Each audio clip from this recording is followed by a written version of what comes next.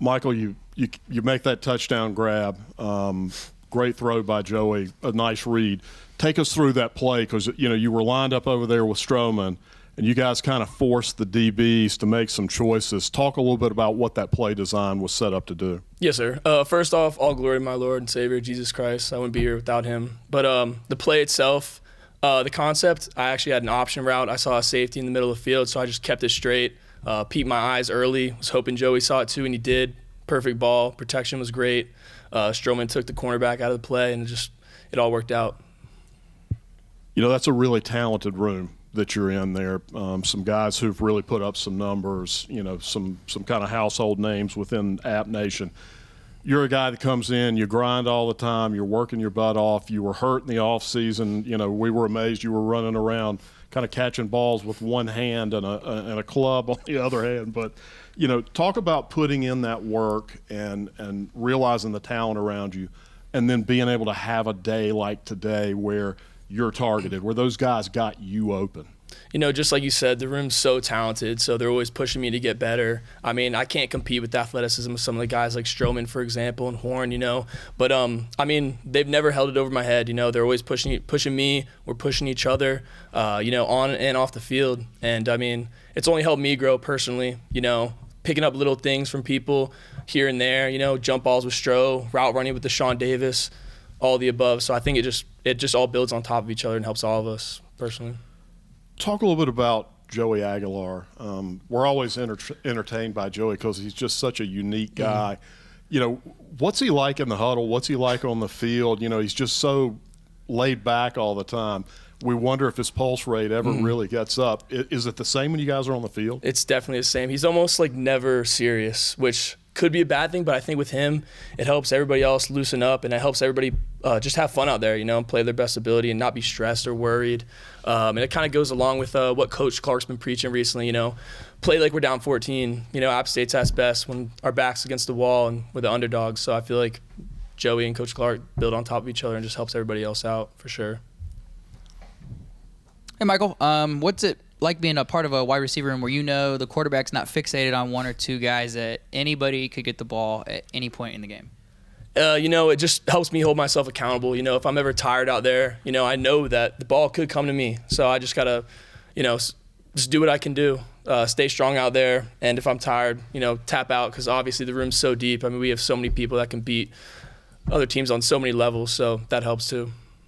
Michael, I got two for you, and I might remember this and you might not. I think it was a couple of years ago, late in the year, and I can't remember if you got a scout team award or something where Coach Clark kind of ended a huddle with told you that you're going to be an important player and a big-time player in this program. Am I remembering that right? And if so, what do you remember about maybe that year of kind of having to grind through there where maybe the rewards weren't there in front of you, but you still have to kind of believe that they will be at some point? Yes, sir. Ever since I got here, I was on scout team for 2 years. Coach Clark's been preaching me. He's coming over to me in the middle of practice, after practice, saying, Hetzel, you're going to play here one day. Just stay patient. You're going to play here one day. And, there were days where obviously, I would be upset, not playing, not seeing the field. But it is what it is, and Coach Clark would say that. And, he lived up to his promise. And, I just tried to do everything I could, work as hard as possible. And, I can't thank Coach Clark enough for just having faith in me throughout the whole last 4 years. I think there was a practice this week where you might have been the last guy out there with the blocking sleds or something like that.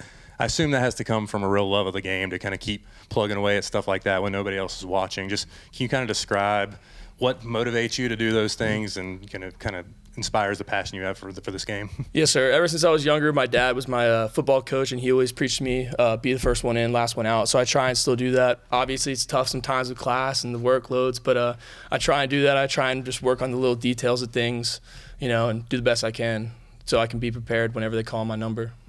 Joey, that's a high-pressure defense. They bring a lot of people from a lot of different places, try to give you some different looks. What were the things that were keys for you coming into this game to try to make sure that you didn't get confused with what you were seeing up front? They did a good job disguising the coverage, but a couple key points that certain players give away kind of give away the defense. So I just try to find those little key points and then go on from them. It was another day of you kind of sharing the wealth. 8 or 9 different guys caught passes today. And there were a lot of different route combinations going on. You found guys in a lot of different positions.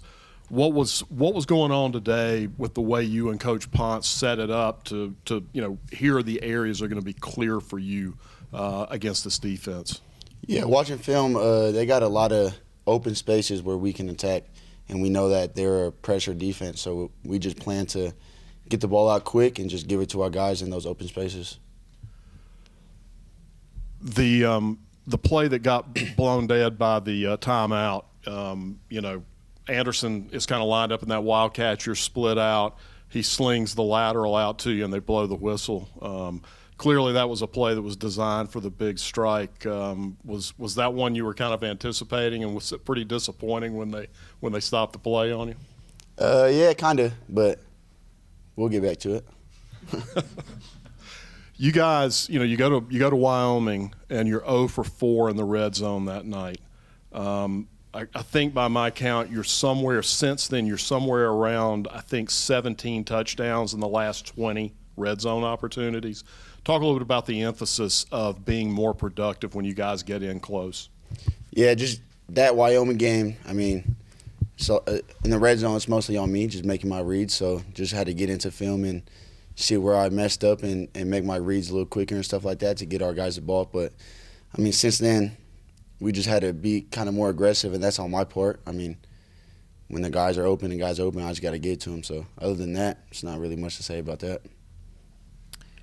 Hey, Jody. A lot of credit goes to your ability to spread the ball around and your passing to interception ratio.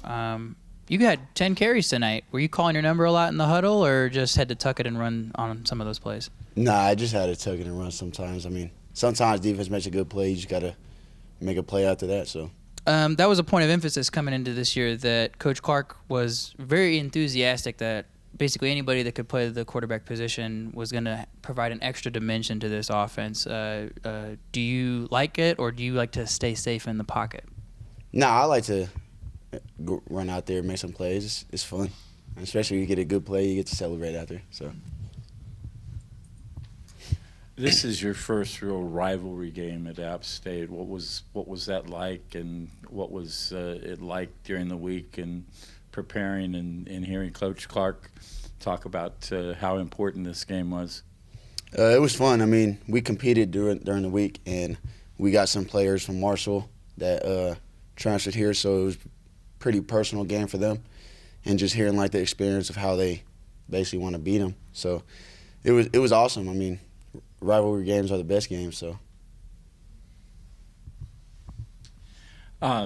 you mentioned that you weren't anticipating necessarily running 10 times. Did you see something in their defense and just the week of preparation that maybe tipped it off at all that you would have a chance to run the ball more?